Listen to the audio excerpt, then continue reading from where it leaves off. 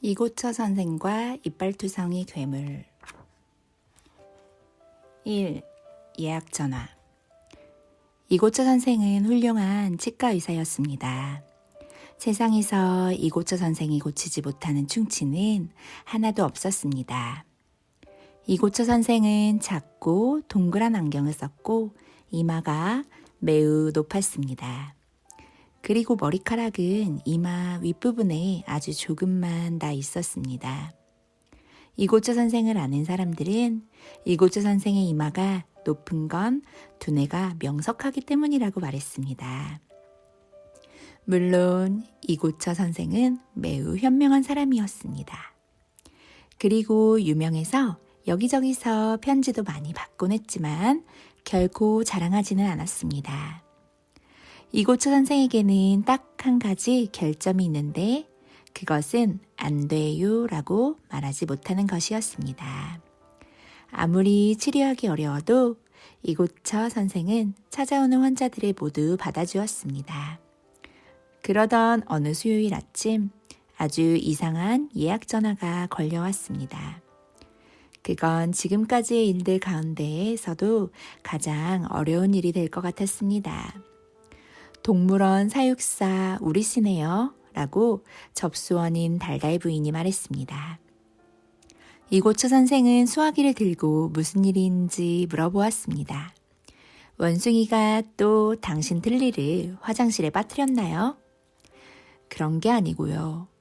동물 한 마리가 치통에 있어서 아무것도 먹지 못합니다. 선생님께서 치료해 주실 수 있겠어요? 하고 사육사가 웃으며 말했습니다. 물론이죠. 저희 접수원이 진료 시간을 예약해 드릴 겁니다. 하고 이고처 선생이 대답했습니다. 점심시간에 접수원인 달달 부인이 진료실로 총총히 걸어 들어왔습니다. 다음 주 화요일 오후 2시 반에 우리 씨가 오겠다고 하네요. 하고 달달 부인이 말했습니다. 알겠습니다. 하고 이고처 선생이 대답했습니다. 달달 부인은 몹시 안달복달하는 할머니였습니다. 이고처 선생은 달달 부인의 틀니가 달달 떨리는 소리를 들었습니다. 무슨 일이라도 있습니까? 하고 이고처 선생이 물었습니다. 세상에 선생님, 우리 씨가 선생님께 말씀을 안 드린 게 있어요. 이번에 치료받으러 오는 동물은 이빨이 10개나 된대요. 하고 달달 부인이 걱정스레 말했습니다. 뭐라고요? 이고처 선생은 소스라치게 놀라서 자리에 털썩 주저앉았습니다. 그러고는 놀라서 다시 벌떡 일어났습니다. 10개라니 어떻게 충치를 찾아내죠? 이고처 선생은 충치를 갉아내는 드릴 위에 털썩 주저앉았습니다. 세상에 선생님 X선을 수도 없이 찍으셔야 할 거예요. 하고 달달 부인이 말했습니다. 이고처 선생은 골똘히 생각했습니다. 그러다가 다음 주 화요일 오후에 다른 환자는 예약받지 마세요. 그 동물의 충치를 치료하는데 시간이 오래 걸릴 것 같군요. 하고 말했습니다. 그날 밤 이고처 선생은 침대에 누워서 어떤 동물이 병원에 올 것인지를 생각해 보았습니다. 그렇게 이빨이 많다면 입이 엄청나게 큰 동물일 겁니다. 이고처 선생님은 숨을 죽였습니다. 입이 커다랗다면 머리도 커다래야 할 것이고 머리가 커다랗다면 몸도 커다래야 할 텐데 아무튼 다른 데도 모두 커다랄 것입니다. 커다란 경비견일까요? 궁금했습니다. 아니면 사자? 그렇지만 개나 사자는 기껏해야 이빨이 50개 정도밖에 안 됩니다. 이고처 선생은 나일강의 사나운 악어가 아닐까 하고 생각해 보았습니다. 그렇지만 악어라고 해도 이빨이 10개나 되지는 않습니다. 상어일까요? 상어는 날카로운 이빨을 많이 가지고 있습니다. 어쨌든 동물원에서 치료받으러 올 그 동물은 몸집이 정말 커다랄 것은 틀림이 없는데 혹시 고래가 아닐까요? 하지만 우리 씨가 병원에 고래를 데려올 수는 없습니다. 그리고 고래가 헤엄칠 물을 가져올 수도 없습니다. 분명합니다. 만약 고래라면 이고초 선생은 물속에서 치료를 해야겠지요. 용일까요? 하지만 아닐 겁니다. 이고초 선생은 용이 실제로 존재한다고는 생각하지 않았습니다. 그런데 정말 용이라면 어쩌죠? 이빨이 많은 그 동물은 치통이 심하니까 기분도 나쁠 겁니다. 난폭하게 굴어서 진료실을 모두 부숴버릴 수도 있습니다. 그러면 값비싼 의료기구들은 모두 못 쓰게 될 것입니다.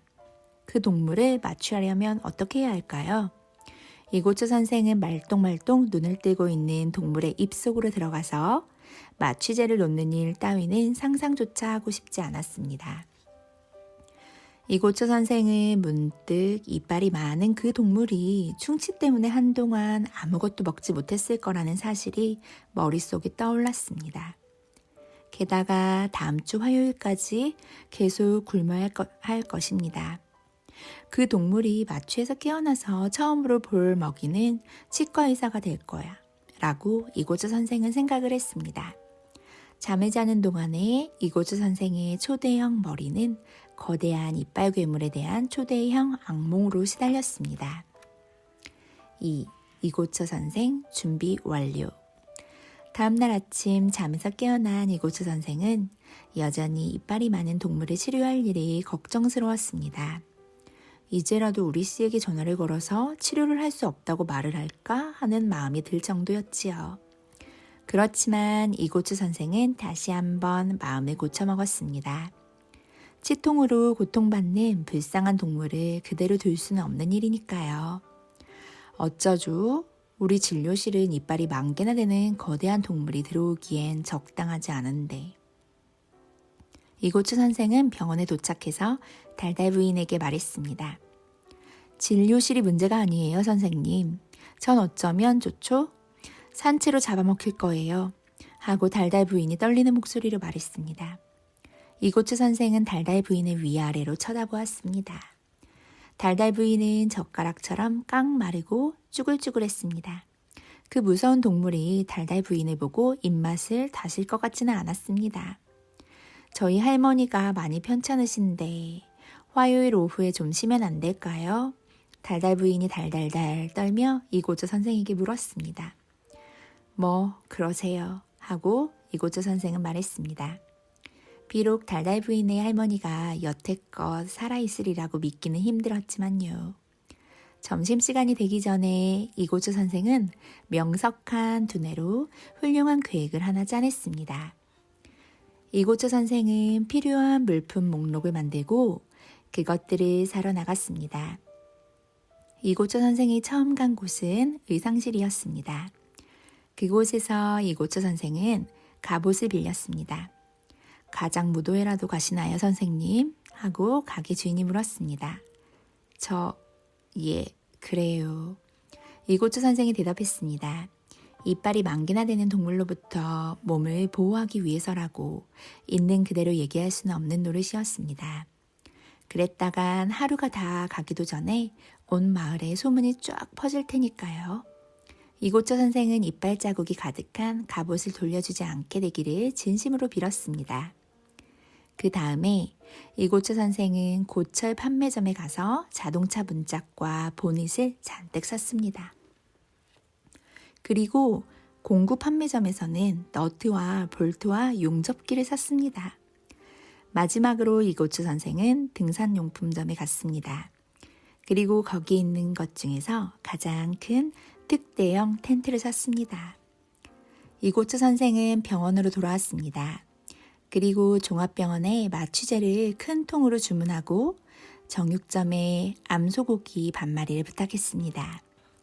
그 다음 날부터 며칠 저녁을 이고초 선생은 차 문짝과 보닛을 진료실의 바닥이며 천장이며 벽에다 용접기로 붙였습니다.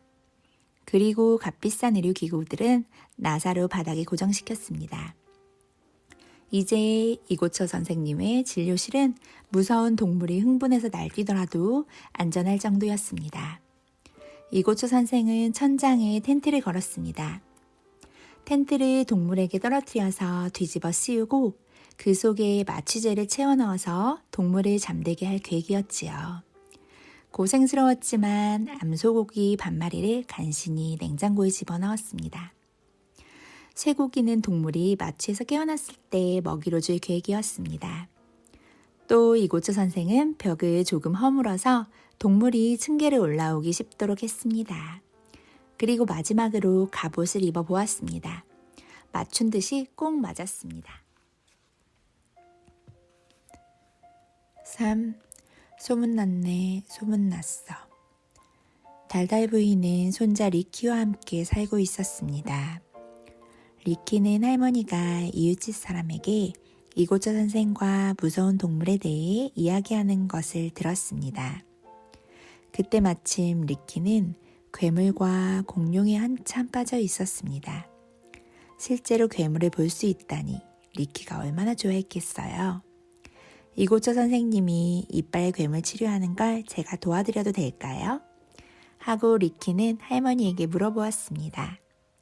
세상에 세상에, 난 모르겠다. 아가야, 너 무섭지 않겠니? 하고 달달 부인이 말했습니다. 아니요, 조금도요. 이고처 선생에게 좀 여쭤봐 주세요. 리키는 거의 간청하다시피 했습니다. 글쎄, 선생님이 너를 지켜주시긴 하겠지만 아가야, 선생님은 아주 예민한 분이란다. 절대 그분 일을 방해해서는 안 된다. 달달 부인은 이고처 선생에게 전화를 걸었습니다. 이고처 선생은 리키가 자기를 도와주겠다고 해서 매우 기뻤습니다. 한편 달달 부인의 이웃집 사람은 자기가 일하는 즐겨요 신발 공장에 있는 사람들에게 이빨투성이 괴물 이야기를 했습니다. 신발 공장 사람들은 공장 사람들 모임에서 까딱까딱 모자 공장 사람들에게 그 이야기를 전했습니다. 그리고 소문은 돌고 돌아 마침내 잡담일보의 예리한 기자, 찐득이 기자의 귀에까지 흘러들어갔습니다. 그날 저녁 이고처 선생이 집으로 돌아가고 나서 찐득이 기자는 병원 뒷마당으로 살금살금 숨어들었습니다. 찐득이 기자는 최고급 초확대 사방팔방 사다리와 값비싼 카메라 8개와 수많은 망원 렌즈를 가지고 왔습니다. 찐득이 기자는 최고급 초확대 사방팔방 사다리를 단추로 눌렀습니다. 사다리는 벽을 타고 올라갔습니다. 찐득이 기자는 사다리를 타고 기어 올라가 창문 안을 살펴보았습니다. 찐득이 기자는 철판에 두른 벽과 넓어진 문과 천장에 매달린 텐트와 바닥에 나사로 고정된 의료기구들을 보았습니다. 사실이야. 찐득이 기자는 숨을 죽이고 말하다가 사다리에서 떨어져 말랑말랑 식당 쓰레기통에 빠졌습니다. 이 얼마나 엄청난 사건인가. 찐득이 기자는 서둘러 사무실로 돌아가서 다음날 아침 신문의 일면을 장식할 기사를 썼습니다. 제목은 용감한 치과의사 죽음을 무릅쓰고 위험한 공룡에 맞서다가 될 것입니다. 아니, 무시무시한 괴물의 이빨을 치료하는 사람이 나을까요? 찐득이 기자는 자리에 앉아 맹렬히 기사를 쓰기 시작했습니다. 야단났군, 야단났어. 까탈 부인이 은쟁반에서 조간 신문을 집어들며 말했습니다. 치과의사가 괴물을 다뤄? 아이고, 메스꺼워라. 신문에 쓰여있는 대로라면 괴물은 이빨이 10,000개나 되고 키는 10m쯤 되고 콧구멍에서는 연기를 뿜는다고 합니다. 그러나 까탈 부인이 걱정하는 것은 무서운 괴물이 아니었습니다. 까탈 부인은 성격이 매우 고약했습니다. 사람들이 까탈 부인을 그 괴물의 경쟁 상대가 될 만하다고 했을 정도입니다. 까탈 부인이 폭발적으로 화를 내는 일이 한 가지 있는데 그것은 불결함이었습니다. 까탈 부인은 쟁반과 컵과 칼과 포크를 모두 최소한 10번 이상 닦아야 한다고 주장하는 사람이었으며 얼룩을 찾아내려고 돋보기까지 들이대곤 했습니다. 이고처 선생에 대한 기사는 까탈 부인을 매우 화나게 했습니다. 목에 있는 핏줄이 붉어져 튀어나오고 온몸이 부들부들 떨릴 지경이었습니다. 깨끗하게 소독된 의료기구들이 그 더러운 괴물의 입에 들어가다니. 게다가 그 괴물은 진료실 바닥에 침을 질질 흘릴 거야. 막아야 해. 까탈 부인은 으르렁거리며 감자 요리를 포크로 찔렀습니다. 그러다가 국물이 가정부에게 튀었습니다. 전화기 가져와. 시장님께 당장 전화해야겠어. 시장은 자기가 할 수 있는 일은 아무것도 없다고 말했습니다. 치과의사가 동물의 이빨을 치료하지 못하게 하는 법은 없고 따라서 이고초 선생은 어떤 동물이라도 치료할 수 있다는 것입니다. 그렇다면 항의 시위를 하겠어요. 까탈 부인은 고함을 질렀습니다. 시장은 수화기를 귀에서 멀리 떼었지만 그래도 귀가 아팠습니다. 내가 듣기로 그 동물은 이빨이 10,000개나 되고 키도 10m나 된다던데 무섭지 않으세요? 내가 아프리카에 살 적에 그것보다 훨씬 큰 파리도 손으로 때려잡았다고요. 하고 까탈 부인이 말했습니다. 그리고 소화기를 쾅 내려놓고는 친구들에게 전화를 걸었습니다. 친구들은 다들 까탈 부인을 두려워했기 때문에 모두 항의 시위에 참가하기로 했습니다. 그렇지만 속으로는 그렇게 사나운 동물을 다루는 이고처 선생이 용감하다고 생각했습니다. 4. 이빨투성이 괴물 마을에 오다. 화요일 오후 마을은 텅 비어 있었습니다. 사람들은 괴물에 대비해서 집과 가게의 문을 널빤지로 막아버렸습니다. 집 안에 안전하게 숨어있지 않은 사람들은 이고처 선생의 병원 밖에서 웅성대는 사람들 뿐이었습니다. 그 사람들의 맨 앞에는 까탈 부인이 괴물을 물러가라 라고 쓰여진 깃발을 펄럭이며 서 있었습니다. 더러운 치과의사는 필요 없다. 치과의사는 사람만 치료해라 라고 쓰여진 깃발도 있었습니다. 갑옷을 입은 이고처 선생은 리키와 함께 병원 창문을 통해 사람들을 바라보았습니다. 두 사람은 매우 울적했습니다. 자, 리키 하고 이고처 선생이 말문을 열었습니다. 동물이 도착해서 안전하게 잠들 때까지 너는 화장실에 숨어 있어야 한다. 그런 다음 내가 일하는 것을 보면서 의료기구를 내게 건네주렴. 멀리서 트럭이 나타났습니다. 사람들은 갑자기 조용해졌습니다. 트럭 뒤쪽에서 시커먼 연기가 커다랗게 덩어리로 뿜어져 나왔습니다. 트럭이 가까워지자 무시무시한 울부짖음까지 들렸습니다. 사람들은 평소에 까탈 부인을 무서워했지만 이제는 동물사육사의 트럭 뒷칸에 타고 있을 괴물이 훨씬 더 무서워졌습니다. 그래서 모두들 안전한 자기 집으로 재빨리 달아났습니다. 까탈 부인은 자기 혼자만 남은 것을 알고는 버럭버럭 화를 내며 집으로 돌아갔습니다. 동물원 트럭이 이고처 선생 병원 앞에 섰고 우리 씨가 차에서 내렸습니다. 우리 씨는 초인종을 누르려고 했지만 그만 이고처 선생의 코를 누르고 말았습니다. 이고처 선생이 이미 문을 열고 마중을 나와 있었던 것입니다. 안녕하세요. 우리 씨는 갑옷을 입은 이고처 선생을 위아래로 쳐다보며 인사했습니다. 제가 가서 트럭에 있는 동물을 데려오겠습니다. 하고 우리 씨가 말했습니다. 이고처 선생은 우리 씨가 문을 열고 트럭 뒷칸으로 들어가는 모습을 불안하게 지켜보았습니다. 쿵쿵거리는 무거운 발걸음 소리가 들렸습니다. 동물이 내는 소리일까요? 아니면 우리 씨가 내는 소리일까요? 우리 씨는 마침내 작은 상자를 들고 트럭 뒷칸에서 나왔습니다. 리키는 화장실에 난 작은 창문을 통해 우리 씨가 작은 상자를 들고 넓혀놓은 병원 층계를 올라와 진료실로 들어가는 것을 바라보았습니다. 이고처 선생이 뒤에서 철컥철컥 삐걱삐걱 소리를 내며 조심스럽게 따라 들어갔습니다. 저 상자에 든 건 틀림없이 이빨 동물의 점심 식사일 거야 라고 이고처 선생은 생각했습니다. 비록 이빨이 10,000개나 되는 동물이 먹기에는 부족하겠지만 말입니다. 이고처 선생이 냉장고에 암소를 반마리나 준비해 두었으니 다행입니다. 우리 씨가 상자의 뚜껑을 열었습니다.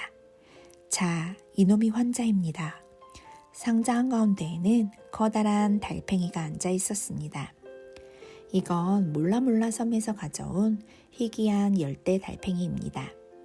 우리씨가 자랑스럽게 덧붙였습니다. 그러고는 철판에 두른 진료실 벽과 바닥에 나사로 고정시킨 의료기구와 천장에 매달린 텐트를 보았습니다. 우리씨는 이고초 선생이 오해했다는 것을 알고 빙그레 미소를 지었습니다. 거대한 동물을 기대하셨군요. 그렇죠? 예, 그렇습니다. 하고 이고초 선생이 난처해하며 대답했습니다. 그러고는 웃으면서 리키, 이리 와서 이빨투성이 괴물을 봐라 하고 말했습니다. 리키는 살금살금 조심조심 진료실로 들어와서 달팽이를 보고는 깜짝 놀랐습니다. 미안합니다 하고 우리씨가 이고초 선생에게 사과했습니다. 제가 전화로 말씀을 드렸어야 했는데 달팽이는 원래 미세한 이빨이 10개나 있어요. 보통 그 이빨을 큐티쿨라라고 부르죠. 아, 예. 이고초 선생은 허둥지둥 갑옷을 벗었습니다. 걱정 마세요. 아무한테도 말하지 않을 테니까요. 하고 우리씨가 웃으며 말했습니다. 마취 주사를 맞자마자 달팽이는 가볍게 코를 골았습니다. 이고초 선생은 작은 X선 사진으로 충치를 찾아냈습니다. 그리고 리키는 달팽이의 작은 입안을 들여다볼 수 있도록 돋보기를 가져왔습니다. 충치는 너무 작아서 치료가 불가능했습니다. 이고초 선생은 작은 핀셋으로 충치를 뽑아냈습니다. 달팽이는 조금도 아픔을 느끼지 못했습니다. 우리씨는 이고초 선생과 리키에게 감사 인사를 하고 이제 치통이 사라져서 행복해진 달팽이와 함께 트럭을 타고 떠났습니다. 우리씨 트럭이 너무 낡았구나. 그래서 시커먼 연기와 시끄러운 소리가 나는 거였어 라고 이고초 선생은 생각했습니다. 이고초 선생은 리키에게 아주 작은 이빨이 들어있는 작은 유리상자를 주었습니다. 이건 기념품이란다. 우와! 리키는 기뻤습니다. 반드시 비밀로 해야 한다. 집안에 숨어있던 마을 사람들은 아무도 진실을 알 수 없었습니다. 까탈 부인은 여전히 그 불결한 동물과 치과 의사에 관한 편지를 잡담일보에 적어 보냈지만 아무도 거들떠보지 않았습니다. 사람들은 모두 이고초 선생을 세상에서 가장 용감한 치과 의사라고 생각했고 병원에는 언제나 예약 환자들이 넘쳐났습니다.